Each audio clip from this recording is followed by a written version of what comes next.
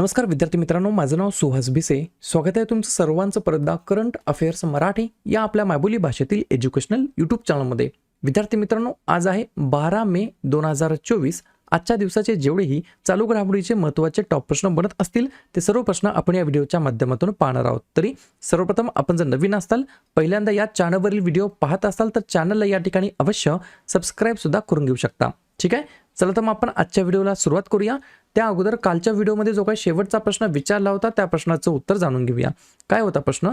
कोणत्या देशाने बॅडमिंटन स्पर्धा, थॉमस कप तसेच उबर कप 2024 चे विजेतेपद जिंकलेले आहे? तर बऱ्याच विद्यार्थी मित्रांनी अगदी योग्य उत्तर टाईप करून सांगितलं आहे. पर्याय क्रमांक ए, सी फॉर चीन हे या प्रश्नाचं योग्य उत्तर असणार आहे. ज्या देशाने या ठिकाणी थॉमस कप 2024 आणि उबेर कप 2024 हे दोन्हीही या ठिकाणी चॅम्पियनशिपचे जे काही विजेतेपद आहे ते जिंकलेले आहे आणि दोन्हीही चॅम्पियनशिपमध्ये त्यांनी इंडोनेशिया या देशाचा या ठिकाणी पराभव केलेला आहे. क्लिअर? आता पाहूया विद्यार्थी मित्रांनो प्रश्न क्रमांक पहिला. टोटल संपूर्ण व्हिडिओमध्ये 12 प्रश्न असतील. सुरुवातीपासून शेवटपर्यंत व्हिडिओ काळजीपूर्वक पहा. एक एक प्रश्न महत्त्वाचा आहे. तुम्ही कोणत्याही एक्झामची तयारी करा. प्रश्न क्रमांक पहिला काय म्हणतो?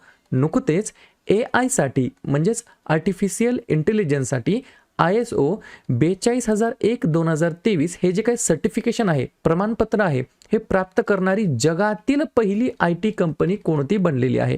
प्रश्न क्रमांक पहिल्याचं योग्य उत्तर आहे पर्याय क्रमांक डी, इन्फोसिस हे या प्रश्नाचं योग्य उत्तर असणार आहे. 2 पॉइंट लिहून घ्या. हे AI आधारित उत्पादने किंवा सेवा प्रदान करणाऱ्या किंवा वापरणाऱ्या घटकांसाठी जबाबदार विकास आणि AI प्रणालींचा वापर सुनिश्चित करण्यासाठी डिझाईन केलेला आहे. ISO IEC 42001 हे जगातील पहिले AI व्यवस्थापन प्रणाली मानक आहे, म्हणजेच स्टँडर्ड आहे, जे तंत्रज्ञानाच्या या वेगाने बदलत असलेल्या क्षेत्रासाठी मौल्यवान मार्गदर्शन प्रदान करणार आहे. तर पर्याय क्रमांक डी, इन्फोसिस हे या प्रश्नाचं योग्य उत्तर असणार आहे. प्रश्न कशा संदर्भात आहे? पहिलाच AI संदर्भात. तर लगेच AI संदर्भात काही महत्त्वाचे प्रश्न आहेत, त्याच्यावरती आपण एकदा रिव्हिजन टाकूया. जसं की भारतातील पहिला टेलिमानस चॅटबॉट या ठिकाणी लॉन्च झाला जम्मू काश्मीरमध्ये. जगातील पहिले AI सेफ्टी समिट UK मध्ये. सर्वाधिक AI गुंतवणूक असलेल्या देशांमध्ये भारताचा क्रमांक 5वा आहे आणि पहिला क्रमांक अमेरिकाचा आहे. AI चे गॉडफादर आहेत जेफ्री हिंटन. जगातील पहिले पूर्णपणे स्वायत्त AI सॉफ्टवेअर इंजिनियरचे नाव आहे डेव्हिन. भारतातील पहिल्या AI आधारित चित्रपटाचे नाव आहे इराह. भावनिक बुद्धिमत्ता असलेले जगातील पहिले संभाषणात्मक AI आहे EVI. WHOच्या AI डिजिटल हेल्थ प्रोमोटरचे नाव आहे सराह. AI सौंदर्य स्पर्धेचे नाव आहे मिस AI. ओपन AI द्वारे भारतातील पहिला कर्मचारी नियुक्त करण्यात आला प्रज्ञा मिश्रा. जगातील पहिला AI सरकारी प्रतिनिधीचं या ठिकाणी नियुक्त करण्यात आलं युक्रेनमध्ये व्हिक्टोरिया शी असं त्यांचं नाव आहे. आणि AI साठी ISO 42001-2023 हे सर्टिफिकेशन प्राप्त करणारी जगातील पहिली IT कंपनी ठरली आहे इन्फोसिस लिमिटेड. पुढचा प्रश्न, प्रश्न क्रमांक दुसरा. कोणत्या राज्याने जंगलातील आगीचा सामना करण्यासाठी पिरूल लाओ पैसे पाओ नावाचं कॅम्पेन मोहीम सुरू केलेली आहे? 2 नंबरच्या प्रश्नाचं योग्य उत्तर आहे पर्याय क्रमांक सी, उत्तराखंड हे या प्रश्नाचं योग्य उत्तर असणार आहे. तर उत्तराखंड राज्य सरकारने जंगलातील आगीचा सामना करण्यासाठी पिरूल लाओ पैसे पाओ नावाचं कॅम्पेन सुरू केलं आहे. 2-3 पॉइंट लिहून घ्या. पिरूल लाओ पैसे पाओ मोहिमेअंतर्गत स्थानिक तरुण आणि ग्रामस्थ जंगलातून कोरडे पिरूल म्हणजेच पाईन नावाचे एक झाड असतं, त्या झाडाची पाने गोळा करतील आणि नियुक्त केलेल्या पिरूल संकलन केंद्रामध्ये जाऊन त्याला या ठिकाणी जमा करतील. ग्रामस्थांना प्रति किलो या पानांच्या मागे 50 रुपये देण्यात येणार आहेत आणि गोळा केलेले हे जे काही पिरूल पॅक आहेत त्याच्यावरती प्रक्रिया केली जाणार आहे आणि ते पुढील इंडस्ट्रीसाठी या ठिकाणी उद्योगांना वापरासाठी या ठिकाणी विकली जाणार आहे. तर पर्याय क्रमांक सी, उत्तराखंड राज्याच्या अंतर्गत ही मोहीम सुरू केली आहे, ज्या मोहिमेचं नाव आहे पिरूल लाओ पैसे पाओ मोहीम. ठीक आहे. उत्तराखंडबद्दल सांगायचं म्हटलं तर या राज्याची स्थापना 9 नोव्हेंबर 2000 साली झाली. मुख्यमंत्र्यांचं नाव आहे पुष्कर सिंह धामी. राज्यपाल आहेत गुरमीत सिंह आणि राजधानी आहे डेहराडून.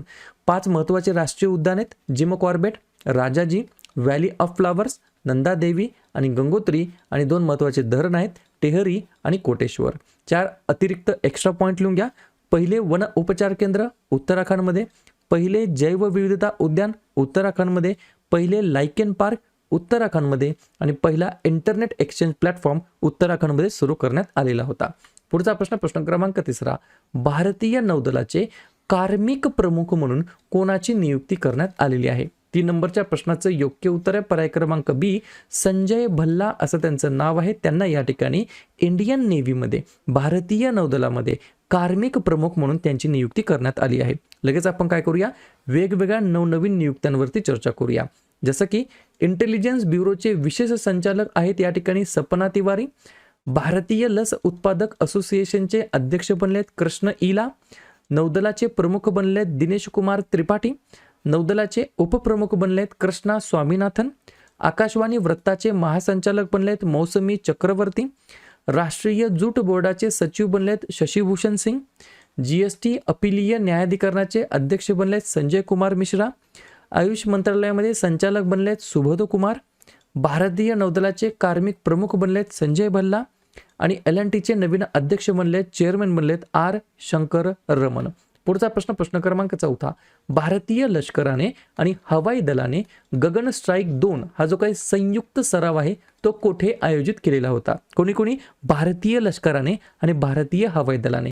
4थ्या नंबरच्या प्रश्नाचं योग्य उत्तर आहे पर्याय क्रमांक ए, पंजाब. या ठिकाणी विद्यार्थी मित्रांनो, आपल्या भारतीय लष्कराने आणि हवाई दलाने एक संयुक्त सराव आयोजित केला होता ज्याचं नाव होतं गगन स्ट्राईक 2. ठीक आहे. प्रश्न कशा संदर्भात आहे? महत्त्वाच्या या ठिकाणी सरावाबद्दल. तर लगेच भारताच्या अन्य देशासोबत असलेले किंवा झालेले किंवा होणारे जे काही महत्त्वाचे सराव आहेत त्याच्यावरती चर्चा करूया. जसं की वीर गार्डियन 23 आहे भारत आणि जपान दरम्यान. सूर्यकिरण आहे भारत आणि नेपाळ दरम्यान. युद्धाभ्यास, तारकश आणि कॉप इंडिया सराव आहे भारत आणि अमेरिका दरम्यान. गरुडा शक्ती आहे भारत आणि इंडोनेशिया दरम्यान. स्लिनेक्स आहे भारत आणि श्रीलंकेसोबत. डस्टलिक आहे उझबेकिस्तान आणि भारत दरम्यान. मोसिदोन आहे रशिया आणि चीन दरम्यान. फ्रिंजेक्स आहे भारत आणि फ्रान्स दरम्यान. इंद्र आहे भारत आणि रशिया दरम्यान. अजय योद्धा, कोंकण, इंद्रधनुष, कोंकण शक्ती आहे भारत आणि UK दरम्यान. पुढचा प्रश्न, प्रश्न क्रमांक 5, ग्लोबल एनर्जी थिंक टँक अंबरच्या ग्लोबल इलेक्ट्रिसिटी रिव्ह्यू 2024 मध्ये भारताला जागतिक स्तरावरती ग्लोबली काय स्थान मिळालेलं आहे? 5व्या नंबरच्या प्रश्नाचं योग्य उत्तर आहे पर्याय क्रमांक डी, आपल्या प्यारा भारताचा या ठिकाणी 3रा क्रमांक आहे. कशामध्ये? तर या ठिकाणी ग्लोबल एनर्जी थिंक टँक अंबरच्या ग्लोबल इलेक्ट्रिसिटी रिव्ह्यू 2024 मध्ये. याच रँकिंगमध्ये पहिल्या नंबरवरती कोण आहे? तर पहिल्या नंबरवरती आहे चीन आणि दुसऱ्या नंबरवरती आहे अमेरिका. हे 2 प्रमुख उत्पादक भारताच्या पुढे आहेत. ठीक आहे, 2 एक्स्ट्रा पॉईंट लिहून घ्या. 2023 मध्ये भारताच्या सौर ऊर्जेतील वाढीमुळे जपानला मागे टाकून जगातील 3ऱ्या क्रमांकाचा सौर ऊर्जा जनरेटर कंट्री बनलेला आहे भारत. मग 1 नंबरला आहे चीन, 2 नंबरला आहे अमेरिका, 3 नंबरला आहे भारत आणि 4 नंबरला आहे या ठिकाणी जपान. 2015 मध्ये याच ठिकाणी भारताचा क्रमांक किती होता? तर 9वा क्रमांक होता.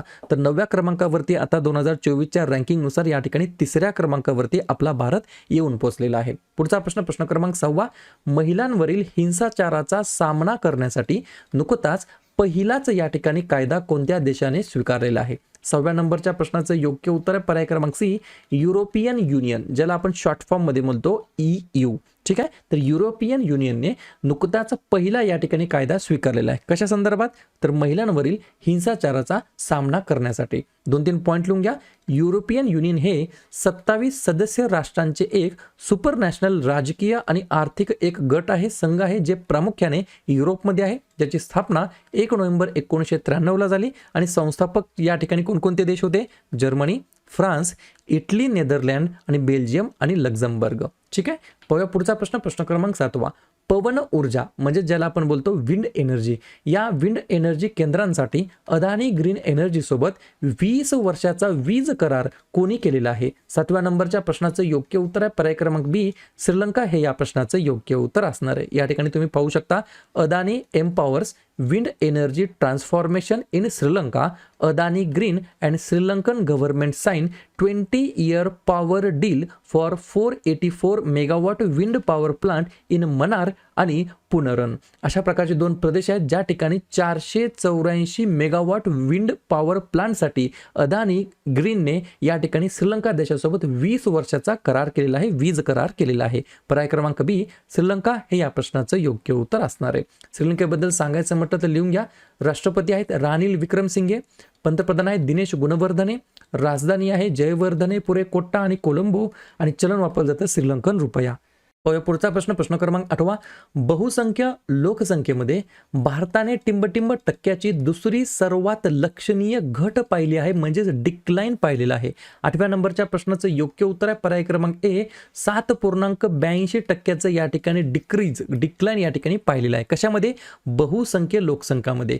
बहुसंख्य लोकसंख्या म्हणजेच काय? Majority population. आणि कमी लोकसंख्या म्हणजेच काय? मायनॉरिटी पॉप्युलेशन असं म्हटलं तरी काय हरकत नाही. बहुसंख्य लोकसंख्येमध्ये म्हणजे मेजॉरिटी या ठिकाणी जे काही पॉप्युलेशन आहे त्याच्यामध्ये या ठिकाणी दुसरी सर्वात लक्षणीय घट पाहिलेली आहे 7.82%ची. याच्यामध्ये पाहिलं तर तुम्ही या ठिकाणी जाणून घेऊ शकता रिलिजियस डेमोग्राफिक चेंजेस आहे 1950 पासून ते 2015 पर्यंत, ज्यामध्ये या ठिकाणी सगळ्यात जास्त चेंज झालेला आहे म्यानमारमध्ये 9.84% त्या ठिकाणी डिक्लायनेशन आपल्याला बघण्यात आलेलं आहे.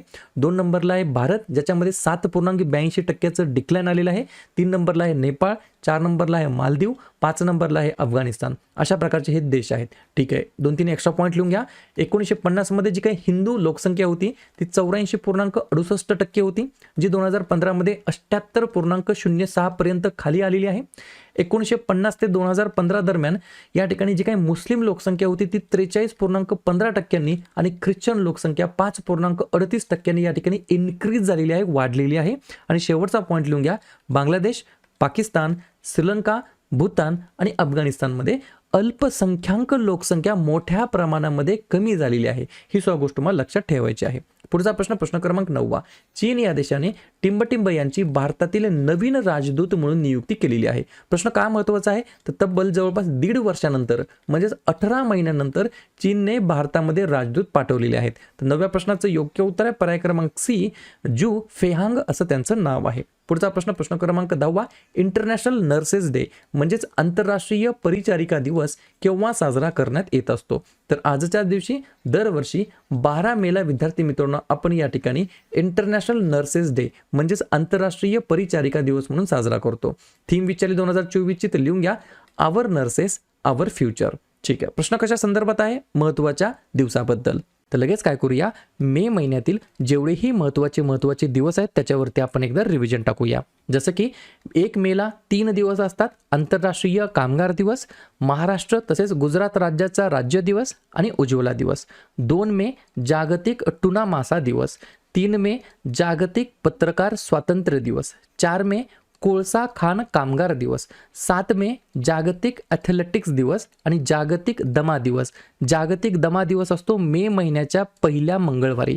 8 मे जागतिक रेड क्रॉस दिवस, 11 मे राष्ट्रीय तंत्रज्ञान दिवस, 12 मे आंतरराष्ट्रीय परिचारिका दिवस, 14 मे जागतिक स्थलांतरित दिवस, 15 मे कुटुंबाचा आंतरराष्ट्रीय दिवस, 17 मे जागतिक दूरसंचार दिवस आणि जागतिक उच्च रक्तदाब दिवस, 18 मे जागतिक एड्स लस दिवस, आंतरराष्ट्रीय संग्रहालय दिवस आणि मे महिन्याच्या 3ऱ्या शनिवारी म्हणजेच 18 मेला यावर्षी आहे सशस्त्र सेना दिवस.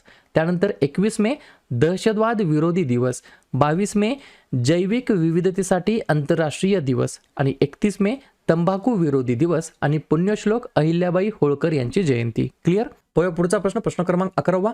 कृषी कल्पने अलीकडेच शेतकरी उत्पादक संघटनांसाठी भारतातील पहिला प्रवेगक प्रोग्राम कोठे सुरू केलेला आहे? 11व्या नंबरच्या प्रश्नाचं योग्य उत्तर आहे पर्याय क्रमांक बी, बेंगलोर या ठिकाणी. 2 पॉईंट लिहून घ्या. कृषी कल्पा शेतकरी उत्पादक संघटनांना सक्षम बनवण्यासाठी समर्पित एक या ठिकाणी गैरनफा संस्था आहे, म्हणजे ना प्रॉफिट ना तोटा ना नफा याच्यावरती काम करणारी ही ऑर्गनायझेशन आहे. कृषी कल्पा उद्योजकीय कौशल्य विकसित करण्यास, पुरवठा साखळी व्यवस्थापन आणि FPOच्या सदस्यांना बाजार अभिमुखता प्रशिक्षण देण्यासाठी मदत करत असतात. अशा प्रकारे शेवटचा प्रश्न क्रमांक 12. अलीकडेच कोणत्या राज्याच्या राज्यपालांवरती लैंगिक छळाचे आरोप या ठिकाणी झालेले आहेत? 12व्या नंबरच्या प्रश्नाचं योग्य उत्तर आहे पर्याय क्रमांक ए, वेस्ट बेंगॉल, पश्चिम बंगाल हे या प्रश्नाचं योग्य उत्तर असणार आहे. मला फक्त कमेंट करून सांगा हे जे काय पश्चिम बंगाल आहेत याचे वर्तमानमधील जे काही राज्यपाल आहेत त्यांचं नाव काय आहे, एवढंच मला तुम्ही कमेंट बॉक्समध्ये सांगायचं आहे. क्लिअर? तर अशा प्रकारे विद्यार्थी मित्रांनो हे होते आजचे 12 प्रश्न. उपक्रम कंटेंट हा जो काय प्रयत्न आम्ही सुरू केला आहे मराठी भाषेमध्ये, हा कसा वाटतो नक्कीच कमेंट करत चला. आणि या ठिकाणी तुमच्यासाठीचा आजचा खास प्रश्न, नवीन कोविड-19 प्रकार FLIRT कोणत्या देशामध्ये पसरत आहे? इस्रायल, चीन, अमेरिका की युक्रेन? तर ज्या पण विद्यार्थ्यांनी या प्रश्नाचं योग्य उत्तर येत असेल त्या प्रश्नाचं उत्तर तुम्ही कमेंट बॉक्समध्ये बिंदासपणे टाईप करून सांगा. या प्रश्नाचं उत्तर चुकू द्या, बरोबर येऊ द्या, काहीच हरकत नाही, परंतु ट्राय करणं, प्रयत्न करणं हे सर्वात जास्त महत्त्वाचं आहे. आणि दुसऱ्या दिवशी येऊन आपण दिलेल्या प्रश्नाचं उत्तर हे बरोबर आलं की चुकलं हे दुसऱ्या दिवशी येऊन चेक करणं, तपासणं हे देखील तितकंच जास्ती महत्त्वाचं सुद्धा असणार आहे.